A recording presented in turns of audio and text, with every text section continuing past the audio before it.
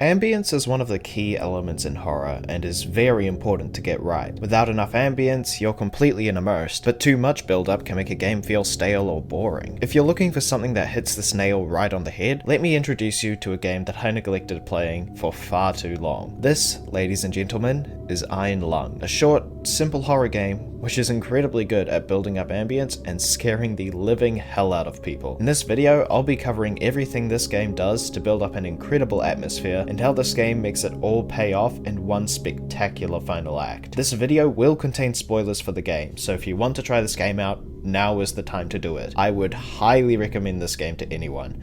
It's short, cheap, and absolutely horrifying. As per usual, the link to the game can be found in the description below. We good? Sweet, let's begin. Iron Lung has a bit of an unusual premise. For some unexplainable reason, every single habitable planet and known star has just vanished. The only people left are those who are on space stations or planets such as Mars.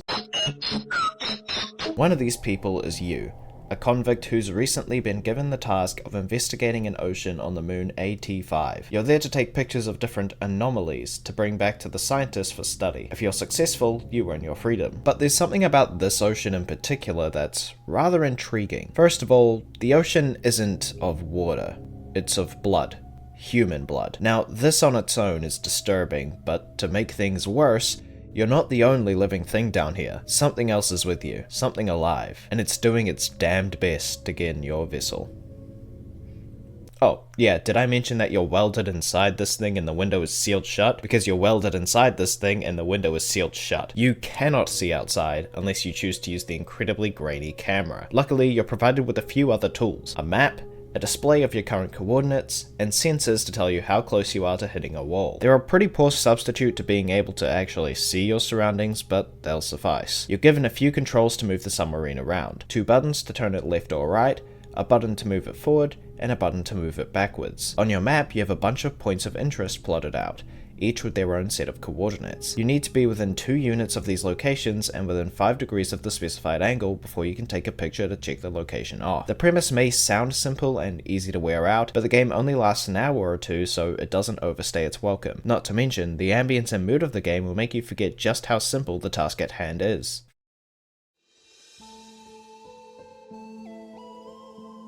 First of all, let's talk about this game's environment. The small vessel you're contained in is very cramped. There's very little room for you to move around in. The rusty textures, occasional pipe bursts, and leaky roof also give the player the feeling that their vessel is very much unsafe for use. This is actually outright told to the player at the start of the game. It's why you're welded in to begin with. This submarine is not built for these depths. This small area does a great job of making the environment feel unwelcoming, but even the space outside that you can't see has some tricks of its own. In fact, you not being able to see the environment around you makes it that much more effective. If you choose to take a picture, the result is very grainy. All you're given to work with are vague shapes that barely resemble anything, and you're left to wonder what any of it really is. Okay, what actually is that?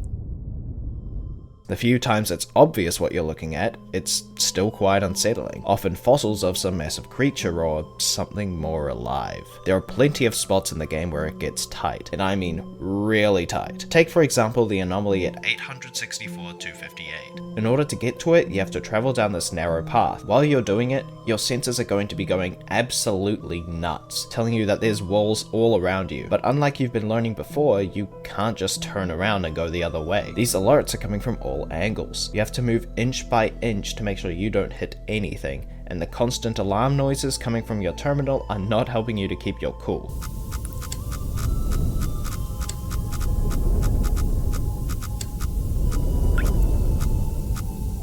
Did we do it? Because your only indicators are vague, you're in a heightened state of awareness so long as you're in this cramped spot. The developer took advantage of the player's lack of knowledge of the outside, and uses it to make the player tread carefully in fear of getting just a bit too close to the walls.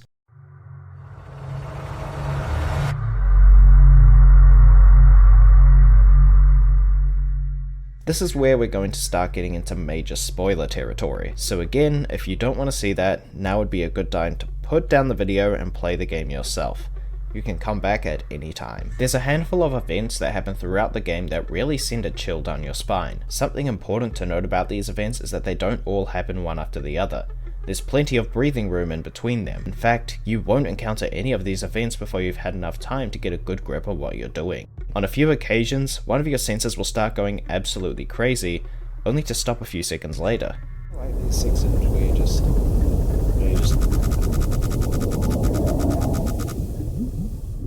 Where? Show me. Show yourself. Okay. Fine. Fine. Be like that. But what on earth did the sensor detect? This question is sure to run through the player's head as they run into it the first time. The player may brush it off, but the second time it happens, they'll definitely be paying attention. This uncertainty puts the player on edge, leaving them with plenty of questions and no answers. This is a common tactic used throughout the game, as you'll soon see. Another event is the pipes bursting, which is something I briefly mentioned earlier. This helps to give the impression that your vessel simply isn't safe, and honestly it really isn't. That doesn't seem concerning at all. No, can I fix that or something? Is that... Should I be concerned about that, guys? These events immerse the player into the game's world, making them feel like they're in danger of their vessel going out at any moment. You also have an oxygen meter on the wall in front of your controls, which is rather easy to forget about. In fact, I honestly thought this was just decoration when I started playing.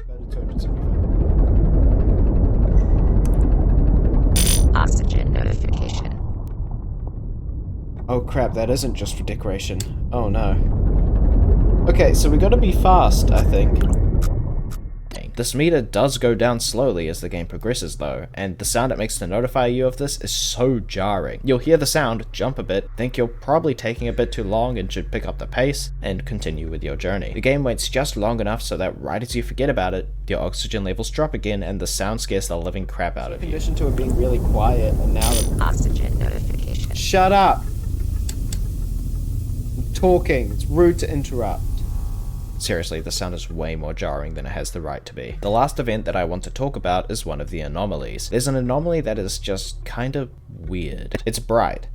Really bright, so your camera isn't able to make out what it's looking at. And it's down a tight corridor, so while you're approaching it, you've got your sensors going haywire telling you that you're surrounded by a wall. The anomaly also, for whatever reason, is starting to make your screen distort. Once you've gotten a picture and go to turn around, you hear a loud thud and suddenly you're out.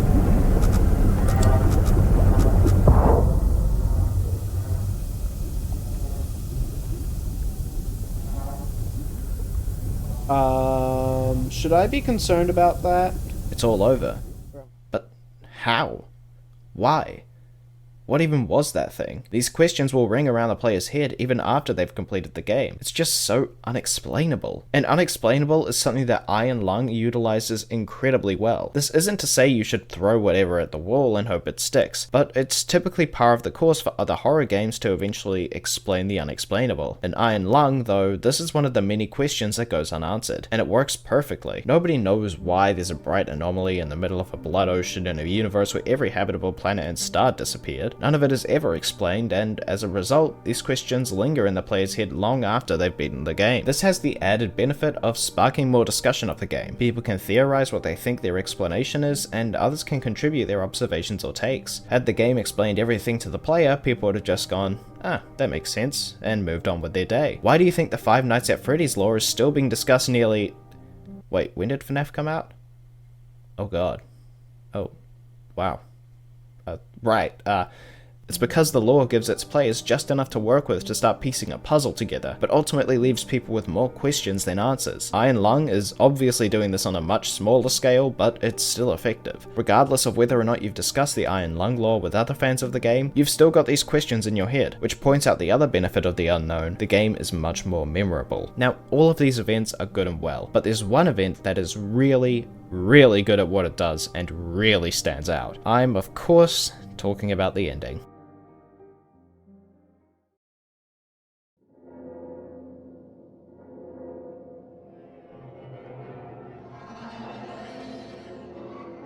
As you're approaching the final anomaly, one of your sensors is going to start going nuts, but this time it's not going to stop.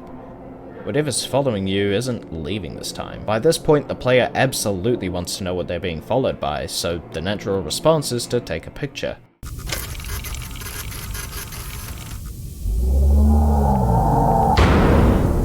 Oh! The vessel is attacked. It's becoming unstable. Your oxygen supply is almost out, but you only have one more anomaly to photograph. You can make it, but you have to be quick. The vessel is filling up with blood, and if you don't act fast, you're going to be swimming in it. Panic sets in. You're so close, you just have to get there quickly.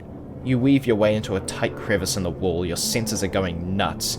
You get yourself into position, the blood is almost up to your waist now. You've angled yourself correctly. Now all that's left is to take a picture of the anomaly.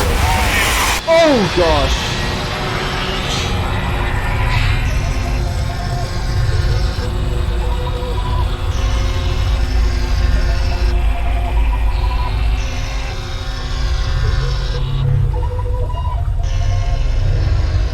I think it got in, guys. In one big, spectacular show of panic and adrenaline, the game ends. I'll be honest, the first time I got the ending, I missed the final anomaly I was meant to photograph. I was just a bit off on my angle or position or something, and I didn't get the ending I described here. This did break the magic for me a bit, but regardless, I was still scrambling to get where I needed to be before it was too late. Everything the game has been building up to ends in this incredible climax that sets so much panic into the player's mind. First, this giant beast attacks your ship, then your vessel is being flooded, and suddenly you're going as fast as you can to take your last photograph. You become so engrossed in doing this quickly, and so much is happening at once, that you quickly forget about why you ever had this problem in the first place, and that's when it gets you. I think this is one of the best endings to a game I've seen ever. Everything was building up to this, and it was executed flawlessly. A round of applause to the developer for freaking me the hell out. Alright, I want to try something new. I'm going to recap the main points of the games that I play so that you guys kind of understand how the game works, why the game works, or maybe you want to make your own game like this and, you know, all the points are there, nice and neat. Recap. Yeah, this part is unscripted. How could you tell? How could you tell?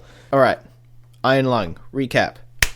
Let's go. The way your environment looks will have a direct effect on how your player feels. In the case of Iron Lung, the vessel's rusty and aged look, as well as the leaking pipes, give the player a sense of uneasiness and a lack of safety. Don't be afraid to take your time to build up ambience. Iron Lung gives the player plenty of time to complete their tasks, and the events become the exception rather than the rule, which makes them far more effective at their job. Overwhelming the player is a great way to send them into a state of panic or confusion. Iron Lung also gives the player a false sense of hope by dangling the final task the player has to do right in front of them, making them feel like they'd have just enough time if they were fast enough, before ripping it away right before they can complete it. Do keep in mind that you don't want to have the player in a state of panic 100% of the time, because this will dull out its effects and, well, then they won't be panicking. In the testing chamber here. So, Dr. Trayaurus! What are you doing? Well, I told you not to be homophobic! Iron Lung may only be an hour or two of gameplay, but it still does an incredible job of using environment, ambience, and events to horrify its players. It puts questions in the player's head that stay because it just can't be explained, and I think that's why Iron Lung stuck with so many people. Was it short? Yeah. Simple?